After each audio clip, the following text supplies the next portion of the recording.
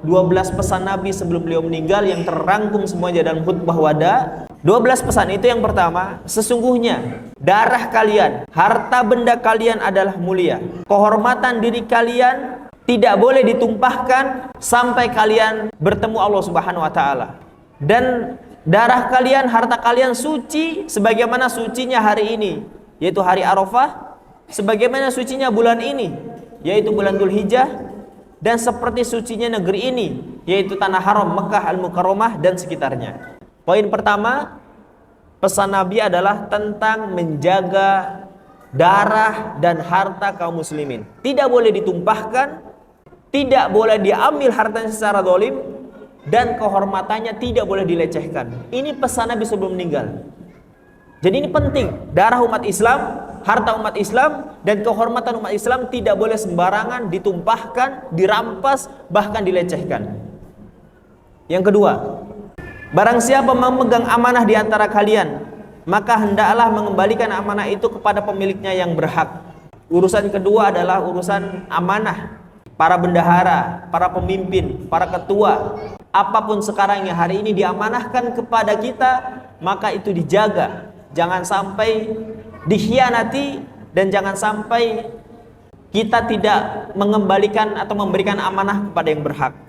Itu poin kedua. Poin ketiga, ingatlah segala macam amalan dan tradisi jahiliyah telah berada di bawah telapak kakiku. Artinya harus dihapuskan semua amalan dan tradisi jahiliyah, mengangkat anak, menasabkan kepada selain bapaknya, riba, kemudian membunuh anak perempuan. Semua perbuatan dan amalan penduduk jahiliyah harus berada di bawah kakiku, maksudnya harus dihilangkan, yang tidak sesuai dengan syariat Islam. Karena ada beberapa amalan-amalan yang itu memang dari zaman jahiliyah, tetapi ketika datang Islam dan itu dilegalkan oleh Islam, maka boleh dilanjutkan. Itu yang ketiga. Yang keempat, tuntutan hutang darah yang terjadi di zaman jahiliyah sebelum Islam telah diampuni. Berarti kalau ada yang pernah membunuh sebelum datang Islam gitu ya, itu sudah dihapuskan hukumannya. Dan tuntutan darah yang aku batalkan untuk pertama kali adalah darah Amr bin Robi'ah bin Al-Haris yang disusukan oleh Bani Sa'ad kemudian dibunuh oleh Hizail. Ini beliau memberi penjelasan tentang itu. Ini kurang relate dengan kehidupan kita hari ini. Yang kelima, riba adalah satu sistem ekonomi yang diharamkan Allah, dan aku memulainya dengan membatalkannya atau menghapuskan riba yang akan diterima oleh pamanku sendiri, yaitu Abbas bin Abdul Muthalib. Karena riba pertama kali terjadi saat itu dilakukan oleh Al-Abbas, dan itu dihapuskan oleh Rasulullah SAW. Jadi Rasulullah memperingatkan kita tentang riba. 6. Bertawakallah kepada Allah Subhanahu wa taala dalam hal berkaitan dengan urusan wanita. Sesungguhnya kalian telah mengambil mereka sebagai amanat dari Allah. Ini yang menikah berarti mengambil wanita, mengambil perempuan itu dari orang tuanya sebagai amanat dari Allah Subhanahu wa taala. Mereka telah dihalalkan untuk kalian dengan kalimat Allah, akad nikah. Istri-istri kalian mempunyai hak terhadap kalian, sebagaimana juga kalian mempunyai hak terhadap mereka. Ini hubungannya tentang keluarga. Suami menjaga hak istri, istri menjaga hak suami. Oleh karenanya, hanya kalian yang diperkenankan tidur bersama mereka dan menyentuh ranjangnya. Dan mereka tidak boleh memasukkan seseorang yang tidak disukai oleh suami ke rumah kalian kecuali atas izin dari kalian. Sampai sedetail ini mengingatkan Rasulullah SAW bahwa seorang istri tidak boleh memasukkan orang lain yang tidak disukai suami ke dalam rumahnya tanpa seizin suaminya. Ketujuh, semua orang mukmin itu bersaudara. Oleh karena itu tidak halal bagi seorang mukmin mengambil harta orang lain kecuali setelah mendapat pembenaran dari pemiliknya tentang ukhuwah Islamiyah dan hak dari masing-masing seorang muslim harus dijaga. Kedelapan, sepeninggalanku janganlah kalian menjadi kafir lagi, di mana sebagian di antara kalian memerangi sebagian yang lain. Aku tinggalkan untuk kalian 2 buah pusaka yang jika kalian tetap berpegang teguh pada keduanya, kalian tidak akan pernah sesat untuk selama-lamanya, yaitu kitab Allah dan sunnah Rasulullah SAW. Ini pesan ke-8. Mudah-mudahan masing-masingnya teringat. Ke-9, sesungguhnya setelah aku tidak ada lagi nabi. Jadi kalau hari ini ada yang mengaku nabi, udah pasti sesat. Karena Rasul mengatakan, sesudahku tidak ada lagi nabi, dan sesudah kalian juga tidak ada lagi umat. Oleh sebab itu, aku berpesan kepada kalian agar tetap menyembah Allah Tuhan kalian, mendirikan sholat 5 waktu, berpuasa di bulan Ramadan, membayar zakat dengan ikhlas, dan mengerjakan haji ke Baitullah. Niscaya kalian masuk surga. Poin ke-9 adalah mengingatkan kembali kepada kita tentang rukun Islam. Para sahabat yang melakukan rukun Islam, siapa coba yang berani mengatakan? Semua sahabat melakukan itu. Para sahabat semuanya bersyahadat. Para sahabat semuanya sholat, dan itu tidak diragukan. Mereka sholat langsung di belakang Nabi. Mereka berpuasa di bulan Ramadan, itu pasti. Mereka membayar zakat. Keempat, hal ini sudah diingatkan, dan ditambah lagi satu yang belum, mereka adalah melakukan haji, dan saat itu mereka melakukan haji bersama Rasulullah, dan itu diingatkan oleh Nabi. 5 rukun Islam ini, orang kaya jangan lupa berzakat, orang Islam jangan lupa sholat, jangan lupa puasa, kemudian dan jangan lupa kalau sudah mampu dimudahkan oleh Allah Subhanahu wa taala secara fisik dan finansial untuk bisa berhaji. Niscaya kalian masuk surga, kata Rasulullah sallallahu alaihi wasallam. Ke-10 pesannya, Tuhan kalian adalah satu yang Maha Esa. Kakek kalian juga satu, karena kalian berasal dari Adam, dan Adam telah Allah ciptakan dari tanah. Orang yang paling baik di antara kalian dan yang paling mulia di antara kalian ialah yang paling bertakwa kepada Allah. Tidak ada keistimewaan bagi orang Arab, bangsa yang non-Arab atau Ajam, kecuali karena takwanya. Poin ke-10 yang ingin digarisbawahi oleh Rasulullah SAW adalah tentang asobiyah.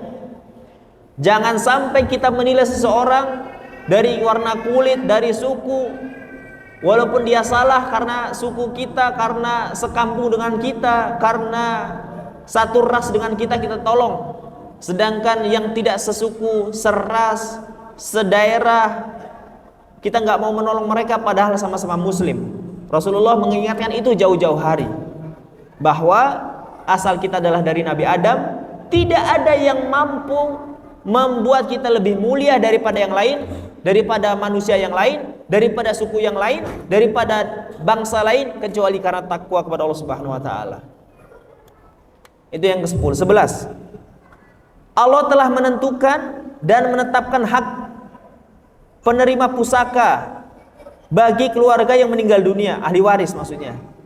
Oleh karenanya tidak boleh berwasiat bagi penerima waris. Jadi nanti kalau saya sudah meninggal, hartanya ini dibagi, yang sekian buat ini, sekian buat ini, nggak boleh.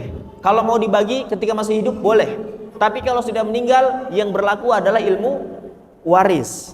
Sesungguhnya laknat Allah bagi seseorang yang menisbatkan diri bapak kepada yang bukan bapaknya.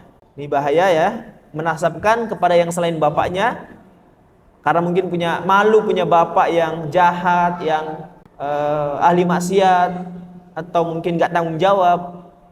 Tapi bahkan Allah melaknat seorang anak yang menasabkan dirinya kepada selain bapaknya. Juga laknat dari manusia dan seluruh manusia. Itu yang ke-11. Yang ke-12, bahwa nanti kalian, jadi setelah semuanya, jadi masing-masing part tadi itu, yang pertama disampaikan sama Nabi, Nabi tanya, hal balagtum, apakah sudah saya sampaikan kepada kalian? Ketika sahabat mengatakan bala, iya wahai Rasulullah, Rasul mengangkat tangannya, Allahumma syhad, ya Allah saksikan. Ini bentuk pertanggungjawaban Rasulullah SAW kepada Allah, bahwa beliau telah menyampaikan amanah dari Allah berupa aturan-aturan Allah Subhanahu wa taala. Maka ketika umatnya bersaksi, baru Rasul mengatakan ya Allah saksikan. Itu sampai kedua, ketiga, keempat, kelima, sampai yang terakhir Rasul mengatakan wa antum tus'aluna anni. Nanti pada hari kiamat Nabi pun akan ditanya rupanya. Ini keterangan dari Rasulullah. Nanti pada hari kiamat wa antum tus'aluna anni. Kalian semuanya umat Islam Dari mulai Abu Bakar As-Siddiq, dari mulai misalnya yang pertama kali syahid dalam Islam, Sumayyah, sampai nanti orang Islam yang terakhir kali meninggal, dikumpulkan oleh Allah Subhanahu wa taala, semuanya akan ditanya. Apa pertanyaannya? Anni, kata Rasulullah, tentang aku. Fama antum qailun? Lalu Nabi bertanya, lalu kalian kalau nanti pada hari kiamat dikumpulkan semua, lalu ditanya tentang aku, kata Nabi, apa yang akan kalian jawab? Ini Nabi masih khawatir, Pak. Masih khawatir dihisab oleh Allah Subhanahu wa taala, masih khawatir disalahkan atas semua pengorbanan dan upaya yang selama ini Rasulullah SAW berikan untuk Islam. Makanya ditanya itu di akhir khutbah wada'nya. Apa kata para sahabat? Qalu nashhadu annaka qad ballagta. Kami akan menjawab dari pertanyaan Allah, kami akan bersaksi bahwa engkau telah menyampaikan ini semua. Wa adaita, dan engkau telah menunaikan ini semua. Wa nasohta, dan engkau telah menasihati kami tentang ini semua. Faqala bis baihi as-sababah, lalu Rasulullah mengisyaratkan dengan telunjuknya, yarfauha, lalu mengangkat telunjuknya ke langit. Allahumma syahad, ya Allah saksikan. Ini rangkuman atau ringkasan dari khutbah wadahnya Rasulullah SAW. Ya ilahi, ya ilahi.